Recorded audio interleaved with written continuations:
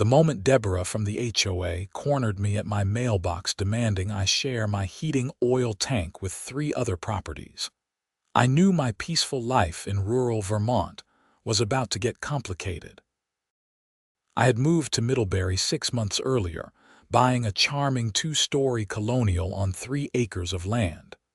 The property came with its own heating oil tank, a well, and enough distance from my neighbors that I thought I would finally have some peace. I was wrong. The neighborhood, despite being spread out across winding country roads, was governed by the Meadowbrook Estates Homeowners Association, something the previous owner had conveniently forgotten to mention until after closing. Deborah Hutchins stood there in her puffy winter coat, her graying blonde hair pulled back so tight it looked painful, holding a clipboard like it was some kind of divine authority. She was the HOA president, and she took that role more seriously than most people take their actual jobs. "Carter, we need to discuss a community initiative," she said, her voice carrying that particular tone of fake sweetness that immediately set my teeth on edge. "Morning, Deborah. What can I do for you?" I kept my voice neutral, already sensing trouble.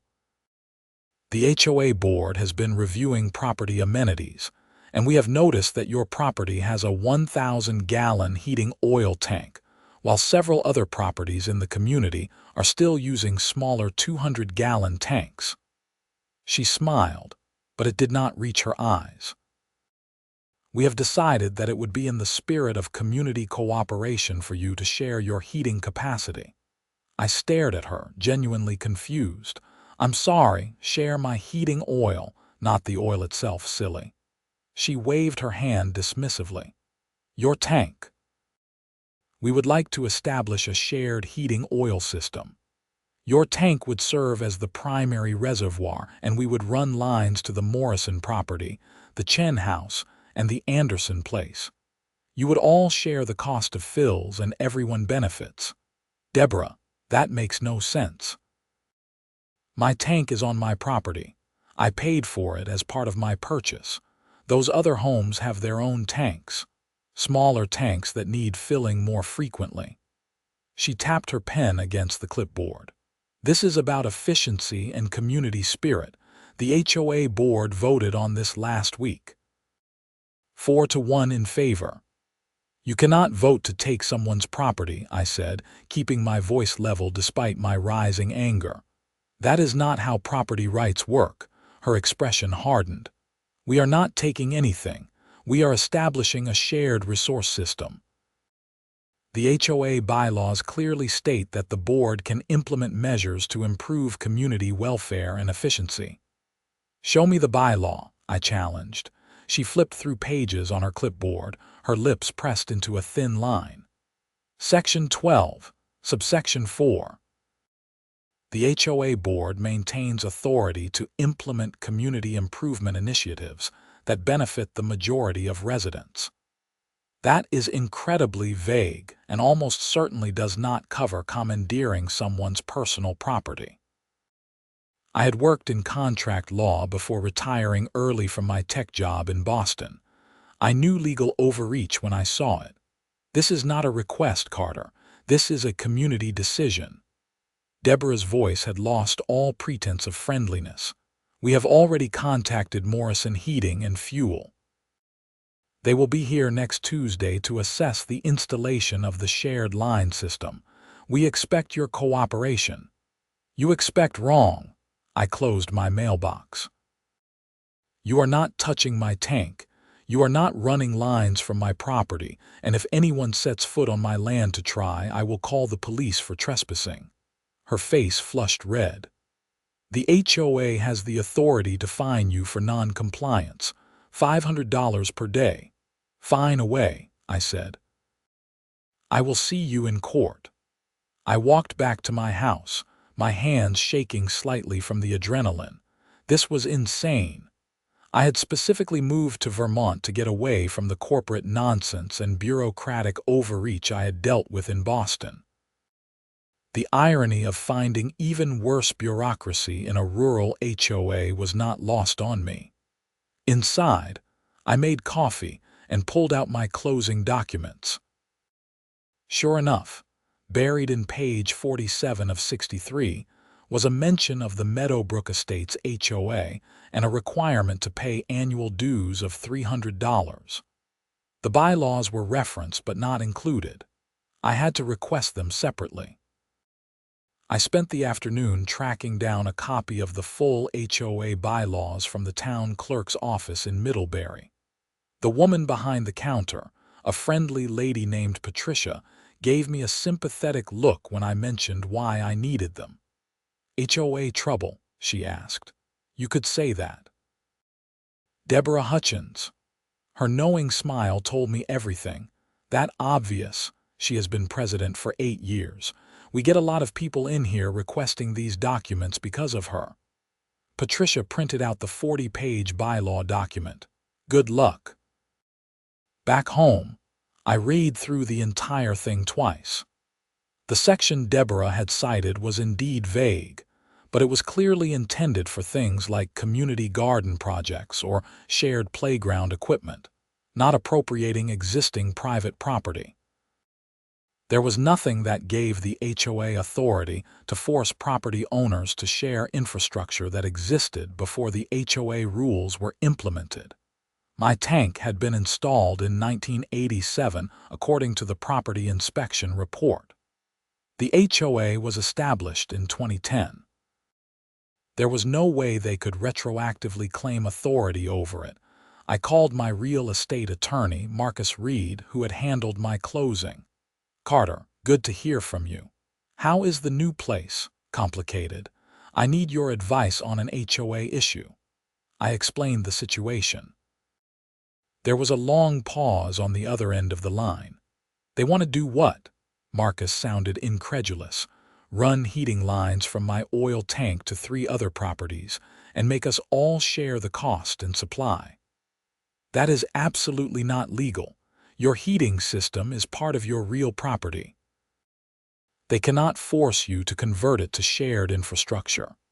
Papers rustled in the background. "Do they have any legitimate claim that you are violating an existing bylaw?" "None that I can find." I think Deborah just decided this would be more efficient and assumed she could bully me into compliance. "Do not comply with anything. Do not sign anything. If they try to access your property, document it. If they actually try to do work, call the police." Marcus sounded annoyed now. "I will draft a cease and desist letter. This is ridiculous even by HOA standards." There is more. She threatened daily fines for non-compliance. Of course she did. Those fines are not enforceable if the underlying rule is invalid. "Even if they try to place a lien on your property, we can fight it. This is clear overreach." I felt slightly better after hanging up. At least I had legal backing. But I knew Deborah. She had a reputation in the community for being relentless. This was not going to be simple. Tuesday morning arrived, and sure enough, a Morrison heating and fuel truck pulled into my driveway at 8 in the morning. I was already outside, coffee in hand, waiting. 2 men got out, both carrying tablets and measuring equipment. The older one, maybe 50 with a thick gray beard, approached me. "Morning. We are here to assess the heating oil tank sharing setup." "No, you are not," I said calmly. "I never authorized any work. Who sent you?" "We got a work order from Deborah Hutchins with the Homeowners Association. She said it was all approved." He looked uncomfortable now. "It is not approved. This is my private property, and I do not consent to any assessment, any work, or any modification to my heating system." The younger guy checked his tablet, "But we have a signed authorization form." "From Deborah." "Yeah. Did Deborah buy this house? Does she pay my mortgage? Does she own this land?" I kept my tone even but firm. "She has no authority to authorize work on my property. If you proceed without my consent, that is trespassing and potentially property damage. I will call the police and press charges." The older man held up his hands. "Hey, we do not want any trouble. If there is a dispute between you and the HOA, we will stay out of it. We will mark this as unable to complete due to property owner refusal." He turned to his partner. "Come on, Jake.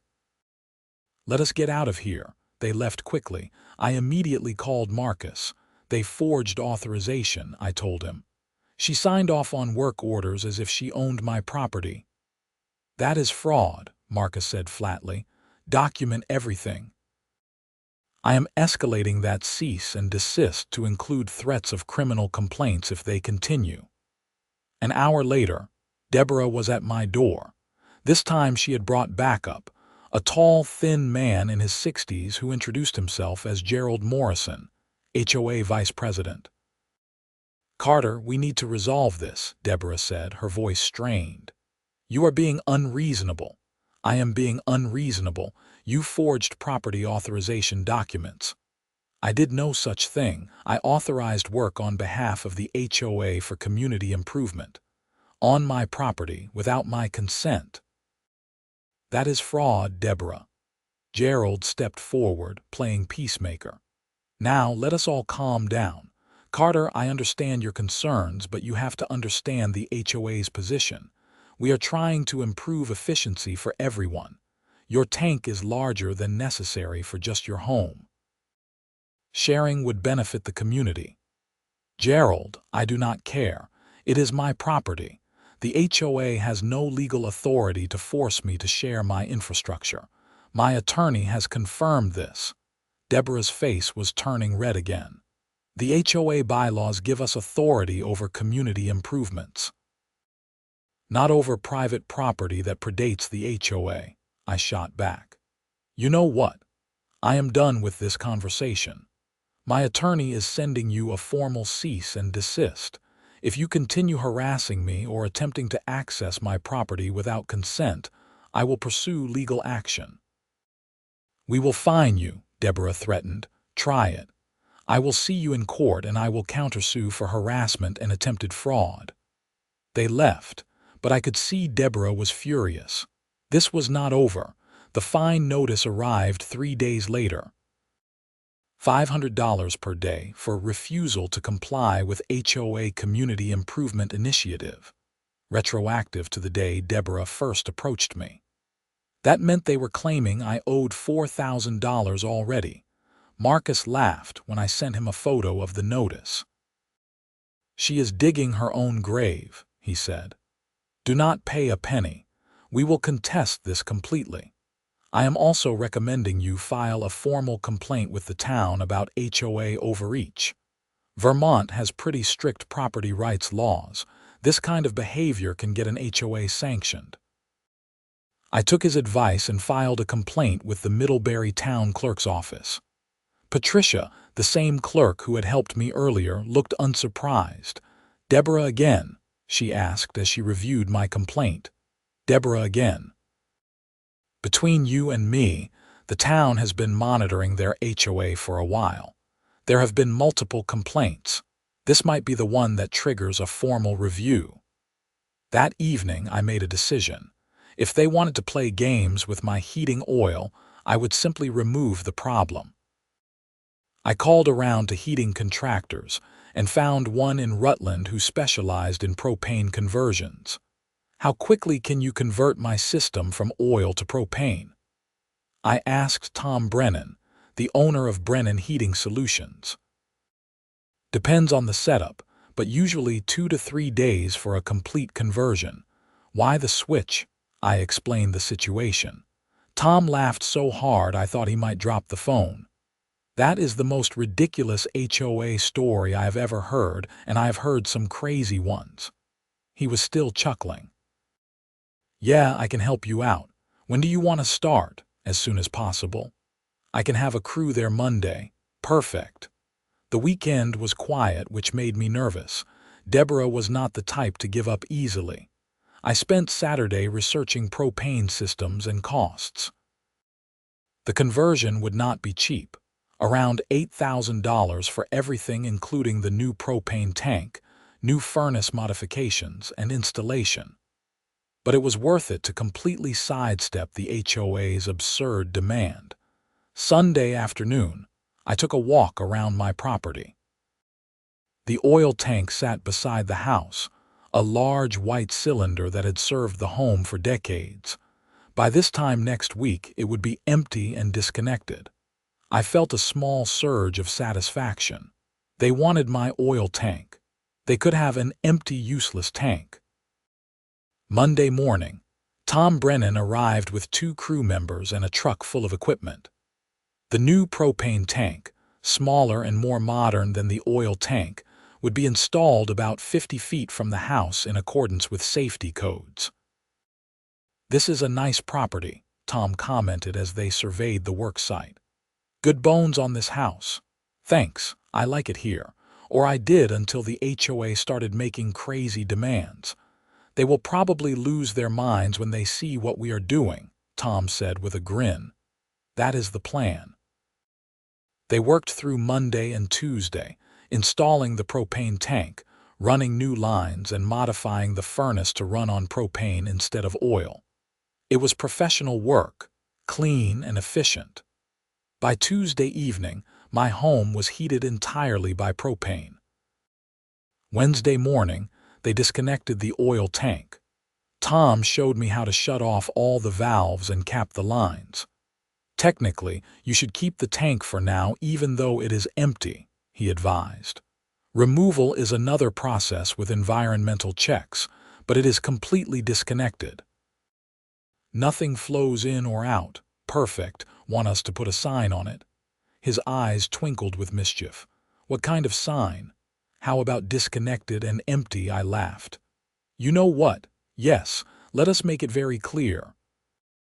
They printed a laminated sign and zip-tied it prominently to the tank's access panel. The message was impossible to miss. Tom and his crew finished up by Wednesday afternoon. My new system was running perfectly. The house was warm, and I no longer had to worry about the HOA's schemes regarding my heating oil. Thursday morning, Deborah discovered what I had done. I was working in my home office when I heard a car screech into my driveway. Through the window, I saw Deborah practically jump out of her SUV, Gerald trailing behind her looking worried. She pounded on my door hard enough that I worried about the frame. I opened it calmly. "Good morning, Deborah." "What have you done?" she shrieked, pointing toward the side of my house. "I converted to propane. My heating oil tank is now disconnected and empty." Her mouth opened and closed like a fish. "You cannot do that." "I absolutely can. It is my house, my heating system, and my choice. There is no HOA rule against propane heating." "But the community sharing system is not happening. I told you that. Now it is physically impossible even if I wanted to cooperate, which I do not." Gerald stepped forward. "Carter, this is very problematic. We have already told the other homeowners that the shared system was being implemented. The Morrisons and the Chens were counting on it. Then you should not have promised them something you had no authority to deliver," I said flatly. "This is not my problem. Those homeowners need their own solutions for their own properties." Deborah's face was purple now. "You did this out of spite." "I did this to protect my property rights from an HOA that does not understand boundaries. Speaking of which, you are on my property without invitation. Please leave." "The fine stands," she shouted. "You now owe $6,500. "Sue me," I replied and closed the door. I watched through the window as Deborah ranted in my driveway for another 5 minutes before Gerald finally convinced her to leave. Once they were gone, I called Marcus and updated him. "Brilliant," he said. "Absolutely brilliant. Now their entire argument is moot. There is no heating oil to share. Can they still try to fine me? They can try, but their basis for the fine just evaporated. You are not refusing to participate in their system. The system simply cannot include your property anymore because you use different fuel. They have no leg to stand on. I feel like this is going to get worse before it gets better." "Probably," Marcus agreed. but you are in a strong position now. Let me know if they escalate. Friday, I received a certified letter from the HOA. It was a formal notice of violation for making major property modifications without HOA approval and deliberately undermining approved community initiatives. The fine was now $2,000 on top of the previous amount. I scanned it and sent it to Marcus. His response was immediate. They are grasping at straws. Your conversion does not violate any bylaw. Keep this letter. It is evidence of harassment. The following Monday, I received notices that 3 other homeowners in the community were filing formal complaints against me with the HOA for non-community behavior and selfishness. The Morrison family, the Chen family, and someone named Patricia Anderson had all signed statements saying my refusal to share my heating oil tank was causing them hardship. That evening, there was an emergency HOA meeting. All residents were required to attend. I considered skipping it, but Marcus advised me to go and document everything. The meeting was held at the community center, a small building near the neighborhood entrance. About 30 people were there, more than I expected for a scattered rural community. Deborah stood at the front with Gerald beside her. She looked grimly satisfied when I walked in. Now that everyone is here, she began pointedly, we can address the situation with Carter Stevens and his refusal to participate in the community heating oil sharing program. Several people turned to look at me. I kept my expression neutral. Deborah continued, as you all know, the board approved a community efficiency initiative to create a shared heating oil system using Carter's larger capacity tank.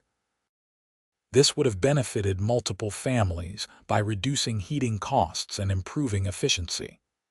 Carter has not only refused to participate, but has deliberately sabotaged the program by converting to propane. Murmurs ran through the room. A woman I recognized as Linda Chen stood up. Our heating costs are very high. We were told this would help us. It would have, Deborah said sympathetically, if Carter had been willing to be a team player. I stood up. That is a misrepresentation of the situation. Deborah glared at me. You have no right to speak out of turn. This is a community meeting and you are discussing me. I have every right to respond. I turned to face the room. Deborah approached me and demanded access to my heating oil tank. Not asked, demanded. She wanted to run lines from my property to 3 other homes and force us all to share costs and supply. I said no because it is my property and my heating system. The HOA has no legal authority to commandeer private infrastructure. The bylaws give us authority for community improvements. Deborah snapped. Not over existing private property, I countered. I consulted an attorney. What you are trying to do is illegal. You cannot force property owners to share their infrastructure. James Morrison, a heavy-set man in his 50s, stood up. But you have a bigger tank than you need. Why not share? Because it is mine, I said simply. Would you want the HOA to demand you share your garage with neighbors because you have more space than you need? Or your well water? Or your driveway? Where does it end? That is different, Deborah interjected. No, it is not. It is all private property. The principle is the same. An older gentleman near the back spoke up. I moved to Vermont to get away from this kind of collective nonsense. The man has a point. You cannot just take someone's stuff because you voted on it. Thank you, I said to him. Deborah was losing control of the meeting. The board voted on this initiative. The majority supports it. The majority does not get to vote away individual property rights, I said. That is not how America works. That is not how Vermont works. And frankly, the fact that you sent contractors to my property with forged authorization documents was fraud. That caused a stir. People started talking among themselves. I did not forge anything. Deborah's voice was shrill now. "You authorized work on my property without my consent. The contractors showed up with work orders signed by you. That is fraud. My attorney is prepared to pursue criminal charges if necessary." Gerald stood up, looking pale. "Perhaps we should table this discussion until cooler heads prevail." "Cooler heads," Deborah rounded on him. "He is destroying community cohesion. He is protecting his legal rights," the older gentleman in back said. "Deborah, I have lived here since before you became president. This HOA has gotten way too big for its britches. We live in rural Vermont, not some suburban nightmare. People out here value their independence." Several others nodded. Linda Chen stood again. "But what are we supposed to do? Our heating costs really are high." I felt a twinge of sympathy. "Mrs. Chen, I understand that heating costs are a burden, but the solution is not to take from someone else. There are programs available: weatherization assistance, fuel assistance programs, even low-interest loans for system upgrades. I would be happy to share information about those resources. What I will not do is let the HOA force me to share my private property." "That is not the same as shared heating oil," she said quietly, but she sat down. The meeting devolved into arguments. About half the room seemed to side with me, recognizing the property rights issue. The other half either supported Deborah out of loyalty or genuinely believed the shared system was a good idea. Finally, Gerald called for order. "This meeting is getting us nowhere. I propose we adjourn and the board will consult with a lawyer about our options." "We do not need a lawyer," Deborah snapped. "We need compliance." "We need legal advice," Gerald said firmly, and I realized he might actually have some sense. Meeting adjourned. I left quickly, not wanting to get cornered into more arguments, but as I reached my truck, Linda Chen approached me. "Mr. Stevens, I am sorry if we put you in a difficult position. Deborah told us this was all approved and legal.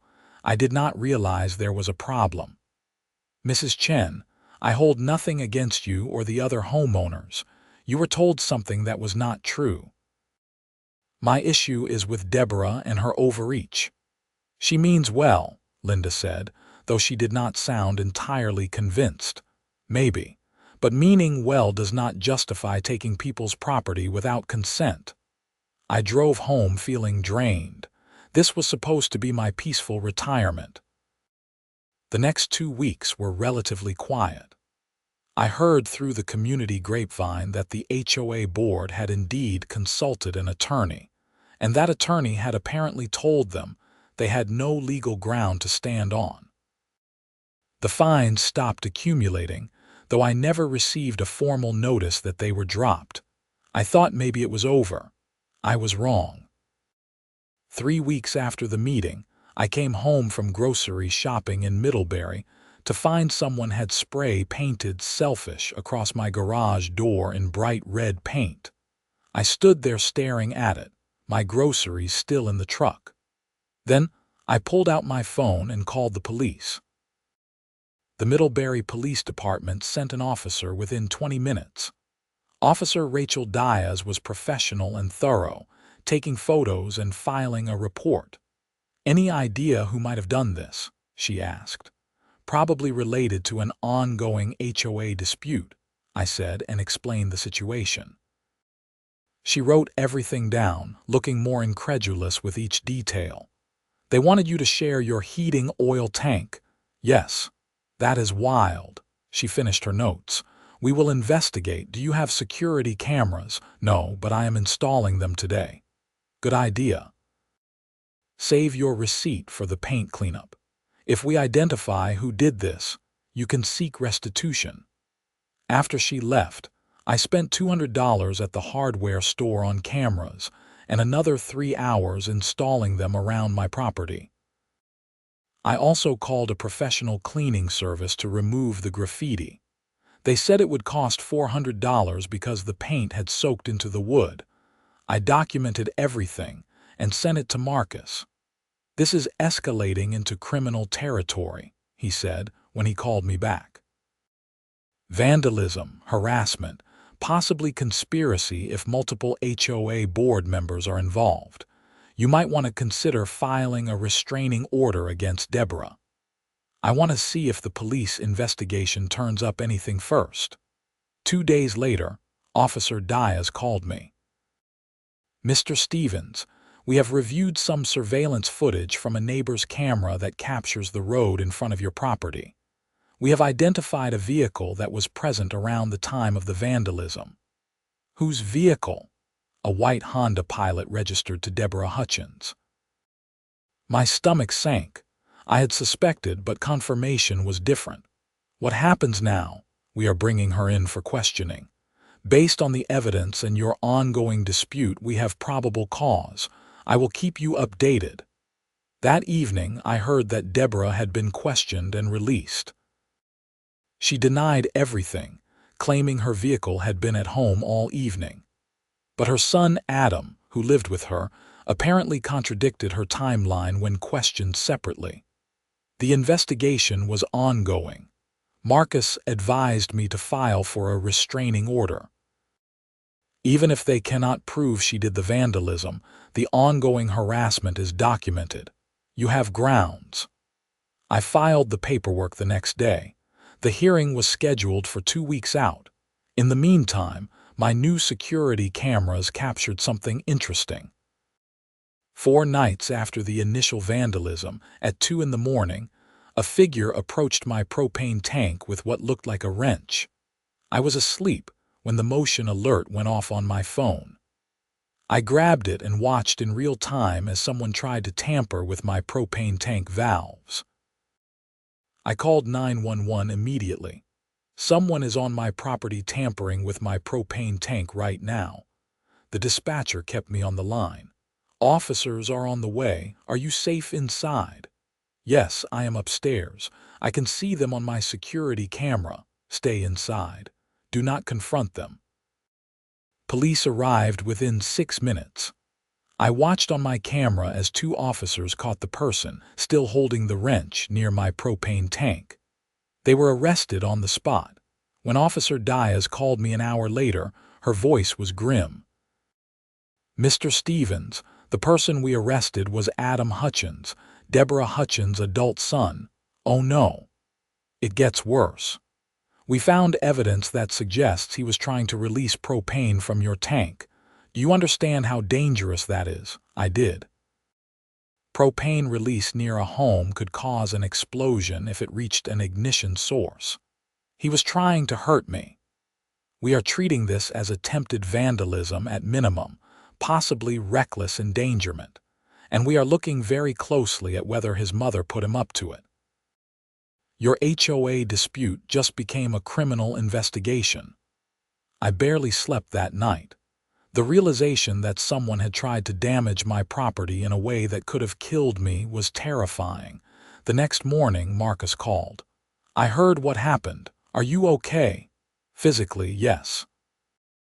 Mentally, I am pretty shaken." "Understandably, this changes everything. The restraining order is a formality now. The police are building a case. You need to document every single interaction you have had with Deborah and the HOA board. Everything." I spent the day writing out a detailed timeline of every conversation, every letter, every meeting. It was pages long. That afternoon, Officer Diaz came to my house with a detective, Detective Mark Stevens. "Mr. Stevens, we need to ask you some questions about your interactions with Deborah Hutchins and the HOA, Detective Stevens said. We sat at my kitchen table, and I walked them through the entire situation from the beginning. Detective Stevens took notes. "Have you recorded any of these conversations? Vermont is a one-party consent state, right?" I asked. "Correct." "Then yes. I recorded the last 2 times Deborah came to my door demanding I comply with their heating oil scheme. I also have video of her threatening me in my driveway after I converted to propane." His eyebrows rose. "Can we see those? I showed them the videos on my computer. Deborah's threats were clear and explicit. "This is very helpful," Detective Stevens said. "Adam Hutchins is claiming he acted alone, but we have reason to believe his mother encouraged him. These videos show motive and ongoing harassment." "What happens now?" I asked. "We continue investigating. Adam is being held on attempted vandalism and reckless endangerment charges. Depending on what we find, Deborah may face charges for conspiracy, harassment, or incitement. Your restraining order hearing will probably be fast-tracked given the circumstances." They left, and I sat alone in my house feeling like I had moved into a nightmare instead of my retirement dream. The restraining order hearing was scheduled for 3 days later. Marcus represented me, and we presented all the evidence: the initial demands, the forged work orders, the fine notices, the spray-painted garage, the videos of Deborah's threats, and Adam's attempt to tamper with my propane tank. Deborah showed up with her own lawyer, a nervous-looking man who seemed overwhelmed by the evidence. Deborah herself looked haggard, her usual imperious demeanor cracked. The judge, a no-nonsense woman in her 60s named Judge Morrison, reviewed everything carefully. "Mrs. Hutchins," she said finally, "this is one of the most egregious cases of HOA overreach I have seen in my 20 years on the bench. You attempted to commandeer this man's private property, forged authorization documents, issued illegal fines, and when he found a legal way around your demands, you engaged in what appears to be a systematic harassment campaign culminating in your son attempting to damage his property in a manner that could have resulted in serious injury or death."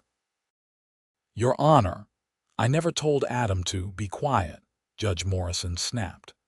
"You may not have explicitly told him to tamper with the propane tank, but you created the environment that led to it.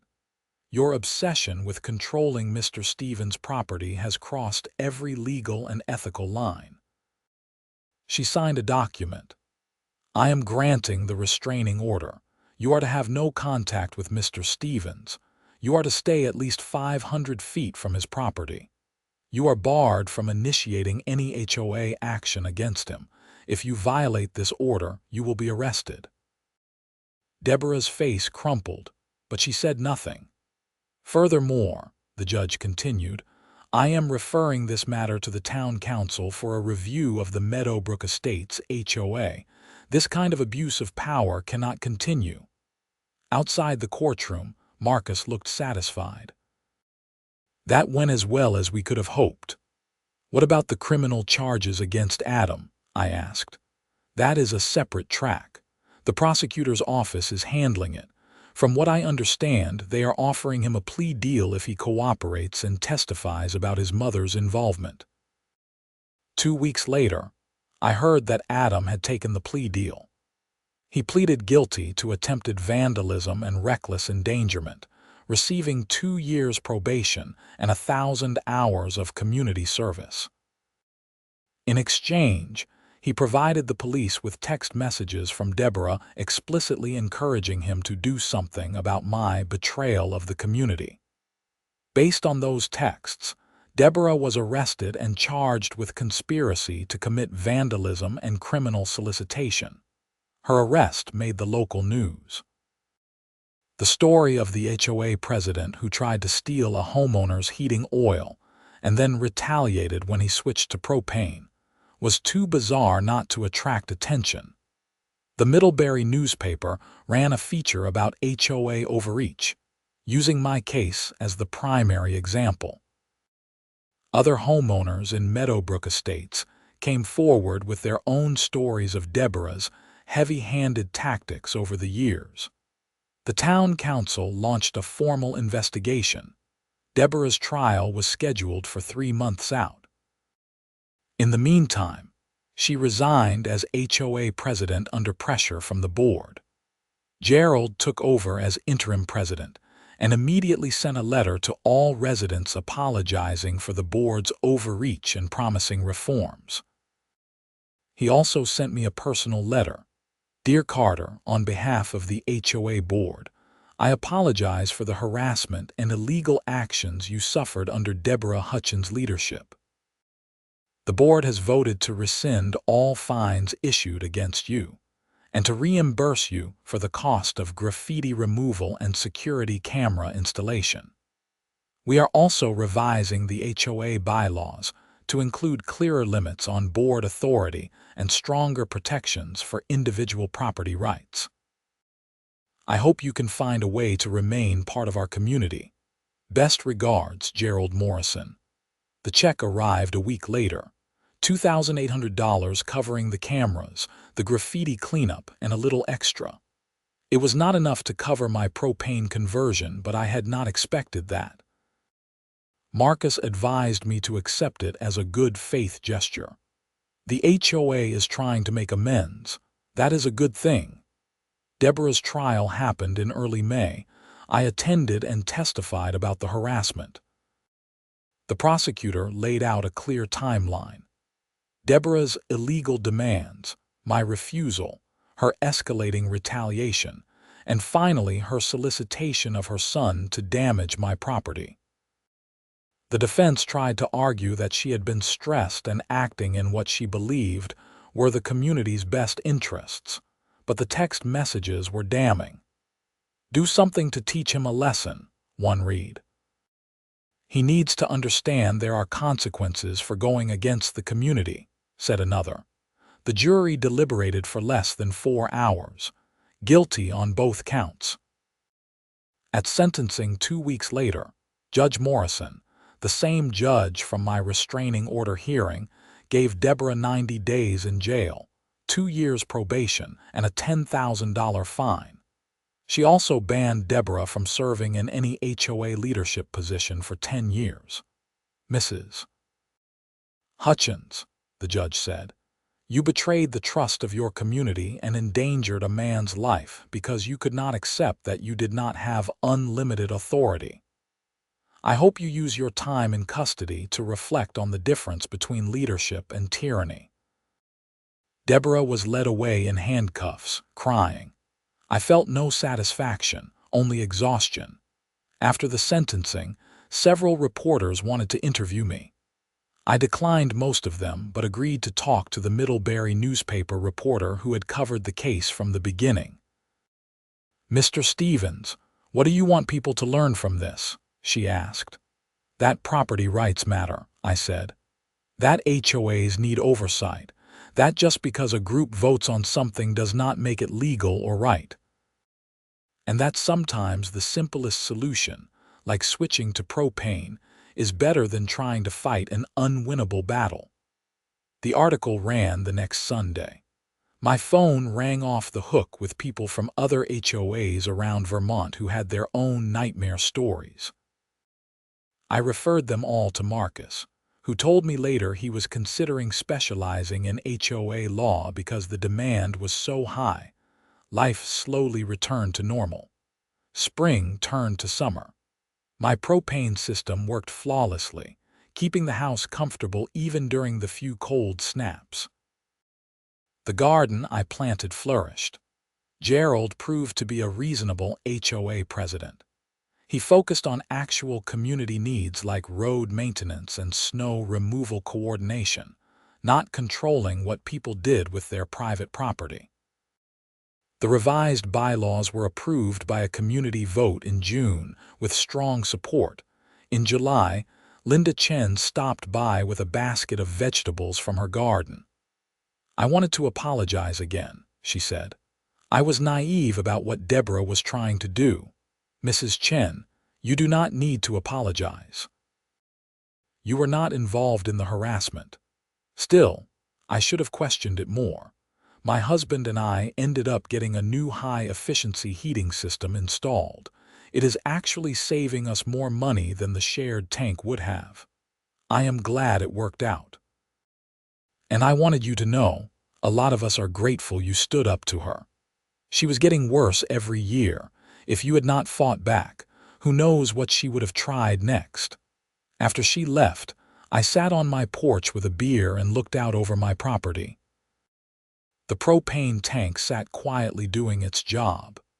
The oil tank remained disconnected, a monument to the absurdity of the whole situation. I had not bothered to have it removed. It was not hurting anything, and in a weird way, I liked having it there as a reminder. My phone buzzed with a text from Marcus. Deborah released from jail today after serving 60 days, still on probation, restraining order still active. FYI. I acknowledged the text.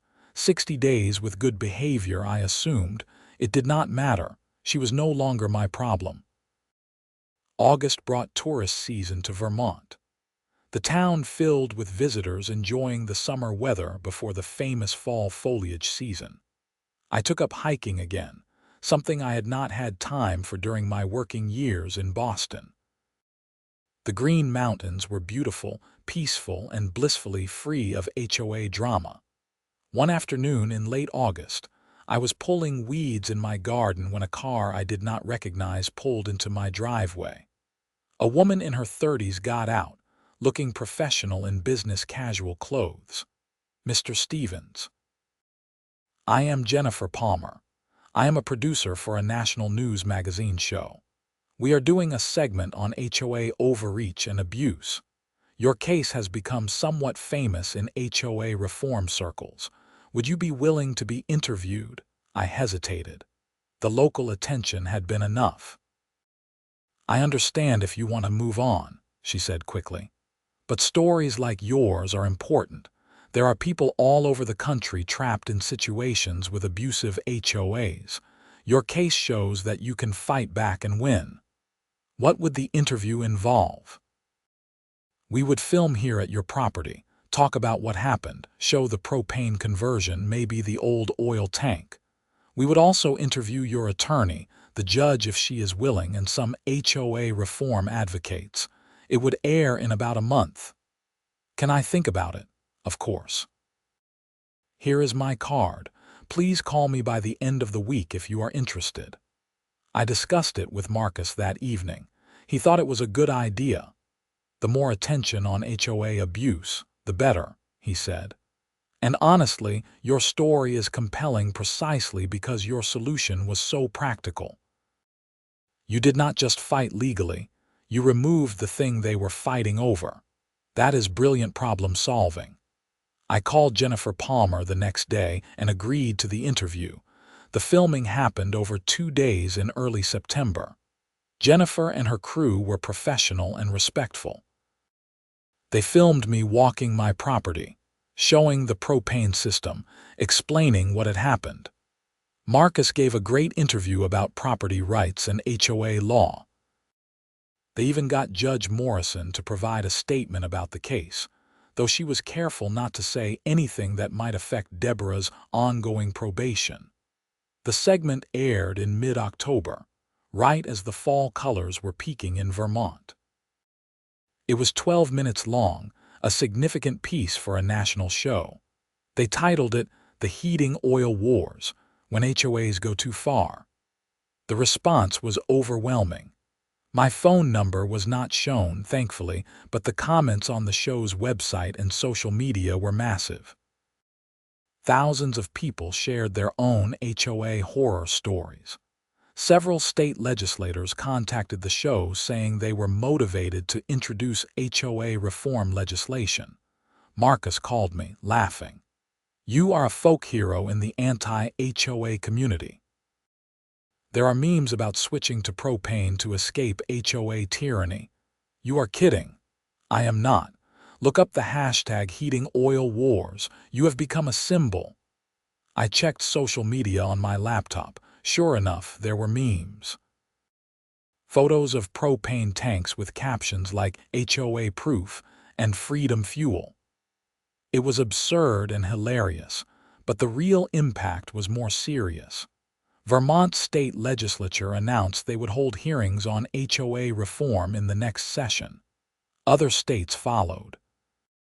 The issue of HOA overreach, often dismissed as just neighborhood squabbles, was suddenly getting serious attention.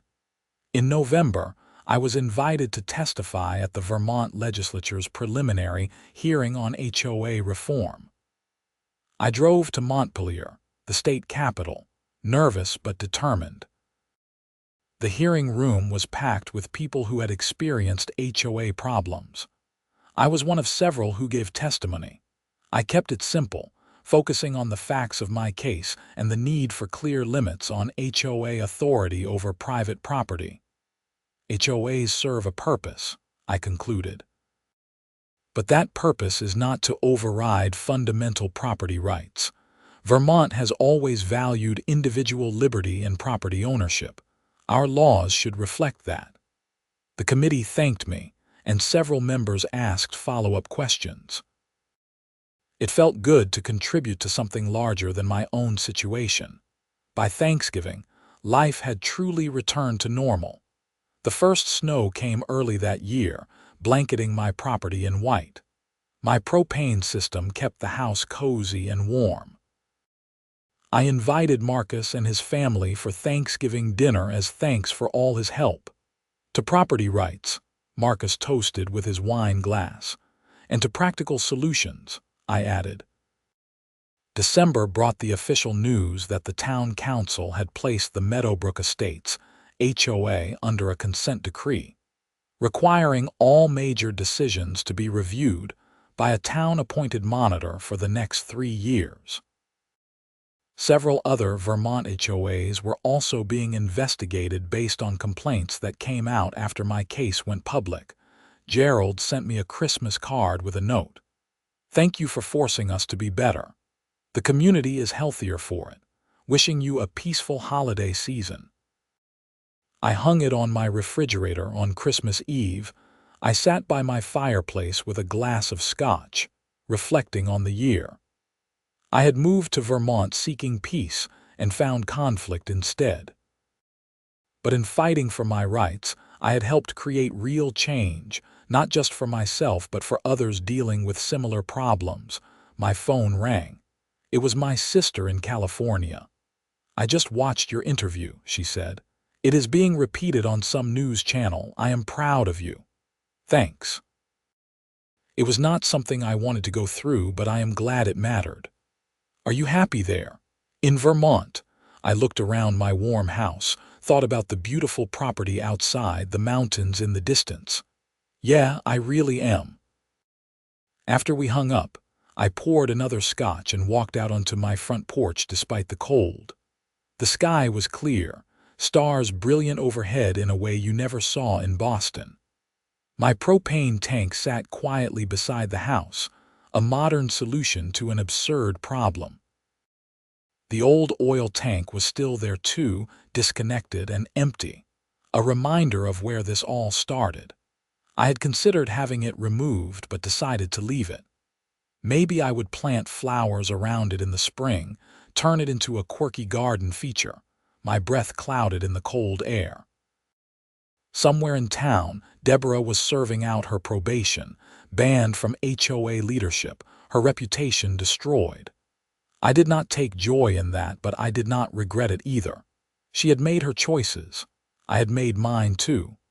When faced with an impossible demand, I had found an alternative. When harassed, I had stood my ground. When the law was on my side, I had used it. The wind picked up, scattering snow from the trees. I finished my scotch and went back inside to warmth and peace. Tomorrow was Christmas, and I would spend it exactly as I wanted in my home, heated by my propane system, bothered by no one. It had been a hell of a year, but I had won. Not just the legal battles, but something more important. I had protected my right to live on my own terms in my own home, making my own choices. And in the end, that was all I had ever wanted. The propane tank hummed quietly outside, doing its job, asking nothing, taking nothing, just as it should be. Perfect.